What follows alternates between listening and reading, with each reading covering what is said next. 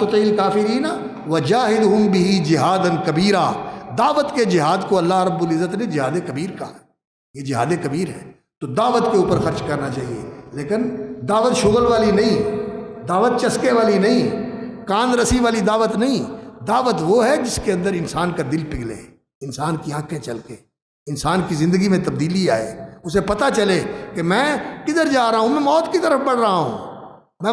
قبر کے گڑھے کی طرف بڑھ رہا ہوں، میرا اتنا وقت گزر گیا، میں نے کچھ نہیں کیا، اور ابھی تھوڑا سا میرے پاس وقت ہے، میں اس سے اگر فائدہ نہ اٹھا سکا تو